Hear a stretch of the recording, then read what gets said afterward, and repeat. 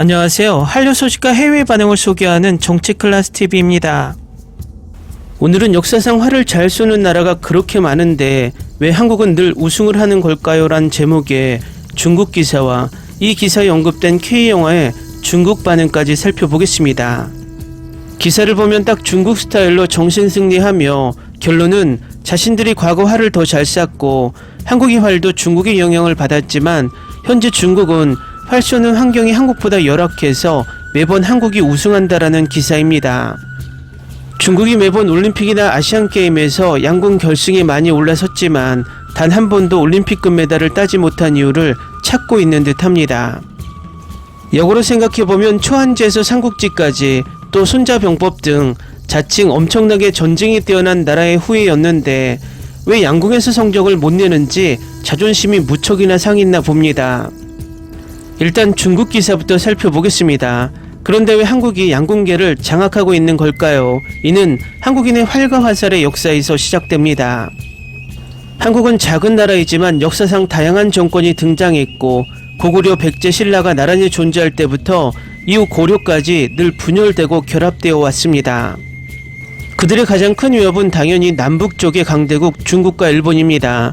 중국의 속국이었거나 오랫동안 중국의 속국이었다고 공언한 뒤 근대에 와서 일본의 침략을 여러 차례 당했던 것까지.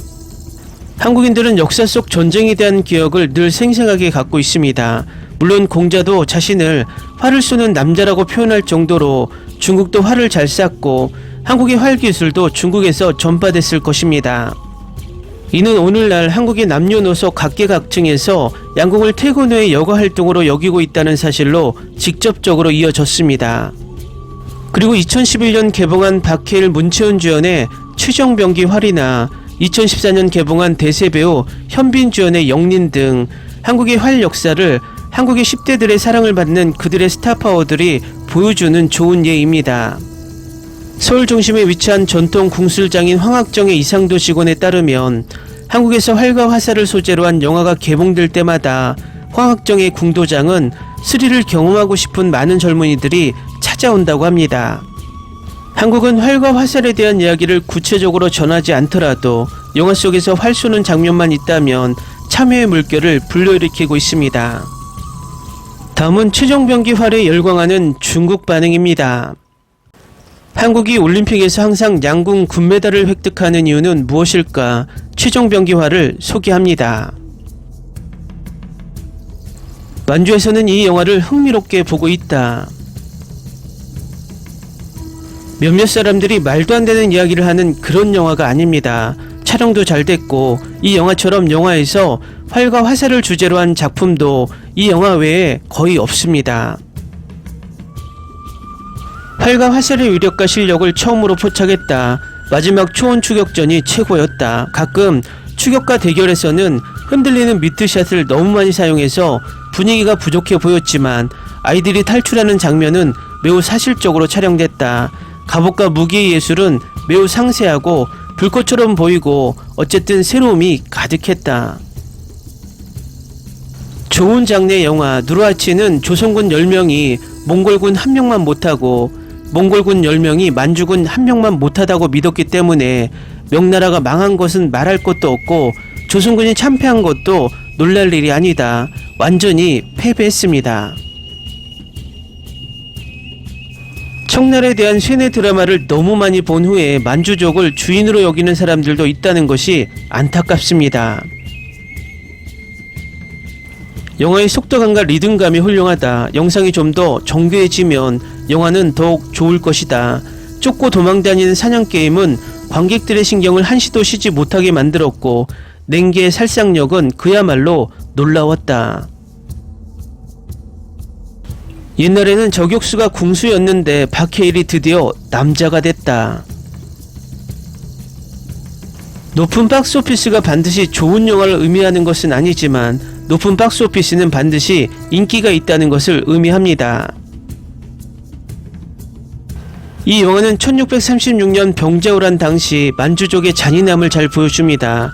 이 영화는 만주족이 만주어로 말할 수 있게 하여 현대인들이 만주족이 야만적인 침략자였다는 것을 이해하는 데 도움이 될 수 있습니다.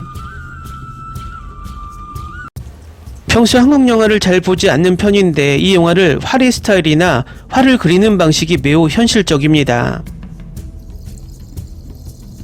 감정적으로는 조금 받아들일 수 없는 일이지만 한국인들도 이 영화를 만들 때 만주어를 사용했고 의상과 특수효과에도 큰 관심을 기울였다. 줄거리는 좋은 영화로 꼽히는 멜 깁슨의 아포칼립토를 모티브로 했다. 이거 보면서 삼국지 연희가 생각나더라고요. 일부 플롯은 너무 상투적이지만 활과 화살 전투와 만주어 두 가지가 하이라이트입니다. 이 이야기는 1636년에 일어났고 8년 후 한족에게 불행이 찾아왔습니다. 신삼국지에서 송건 역을 맡았던 장보는 만주어를 못해서 삼국지에서 벙어리 역할을 했다더군요. 중국 영화 적벽대전은 환타지였다면 이 영화가 진짜 역사다. 정말 너무 좋은 영화, 국내 영화보다 정말 좋아요. 활과 화살을 쏘는 액션씬을 보고 완전 충격을 받았습니다. 편집은 지체 없이 날카롭고 긴급하게 이루어집니다. 손으로 찍은 영상과 결합하면 사람들이 매우 긴장되고 흥미로워집니다.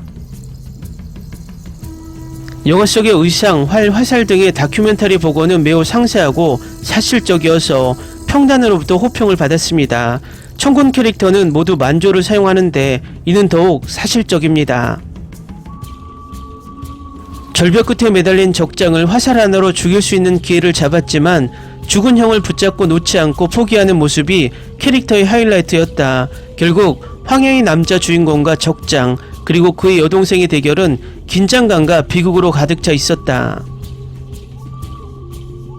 중국의 청나라 영화, TV 드라마는 모두 중국어로 되어 있는데 만주어는 한 편도 본 적이 없습니다.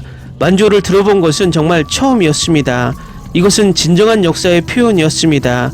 중국 문화는 소수 민족과 진정한 역사를 존중하는 법을 배워야 합니다.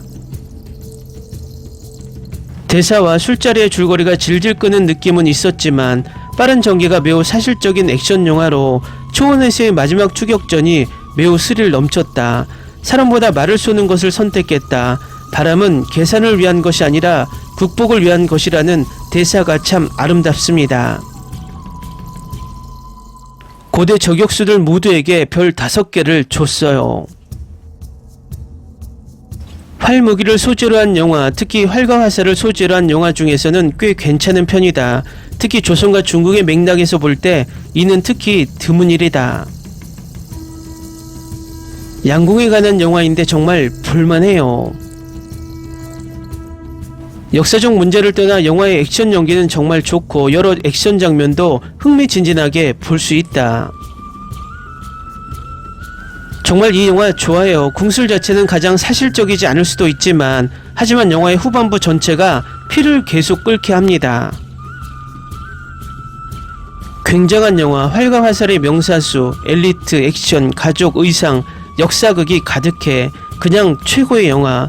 중국 영화는 손오공 같은 판타지 말고 이런 현실적인 영화를 만들어야 해. 첫 번째, 미친 듯 활을 쏘는 장면. 두 번째, 멈추지 않는 빠른 속도의 시나리오. 세 번째, 눈요기. 촬영은 훌륭했습니다. 일부 액션 장면은 어지러움을 유발할 수 있습니다. 네 번째, 멋지게 끝납니다. 이 영화는 제게는 거의 완벽했습니다. 연기는 탄탄했지만 액션과 강렬함이 이 영화를 만드는 것입니다. 두 주인공 사냥꾼과 사냥감은 관점에 따라 잘 연기되었지만 이 영화의 핵심인 추격이 매력적입니다. 음악도 환상적이고 그 액션을 보완했습니다. 동의해, 지루하지 않았어. 처음부터 끝까지 액션이 가득해. 동지, 형제, 자매, 남편과 아내 사이의 변함없는 사랑을 보여주는 최고의 영화 중 하나. 저는 이걸 여러 번 다시 봤습니다. 정말 좋아했어요. 꼭 봐야 해요. 훌륭한 스토리와 훌륭한 연기, 역사에 남는 액션. 몇 년 만에 두 번째 봤어요. 후회하지 않을 거예요. 이 영화에 10점 만점에 9.5점을 줬어요. 저는 이 영화를 즐겼는데 특히 화살을 교환하며 적을 죽이는 놀라운 싸움 장면이 좋았습니다. 이 영화는 강렬했습니다. 지루한 순간이 없었습니다. 액션이 가득하고 촬영이 아름다웠습니다. 정말 즐거웠고 과거 우리의 한국 역사도 조금 배웠습니다. 댓글 반응 잘 보셨나요? 중국 반응을 봐도 이 영화가 표절이라고 생각한다면 엄청나게 표절 이야기를 하며 이 영화를 폄하했을 것입니다. 하지만 그런 뉘앙스의 댓글은 거의 없습니다. 결국 어제 미국 반응과 오늘 중국 반응을 봐도 이 영화에 대한 표절을 직접적으로 거론하며 폄하하는 나라는 우리나라 일부 프로 불편러들과 일부 평론가들밖에 없습니다. 중국인들은 이 영화가 꽤 불편합니다. 어찌 보면 자신들이 만주족에게 지배된 치욕의 역사라고 생각하고 있고 애써 그 부분을 부정하고 싶은 댓글들이 있고 또 그것을 인정하지 않은 댓글이 있습니다. 어쨌든 이 영화는 중국인에게도 많은 생각을 하게 만드는 영화 같습니다. 정치 클래스 TV는 한류 외신과 해외 반응을 꾸준히 쫓아가 보겠습니다.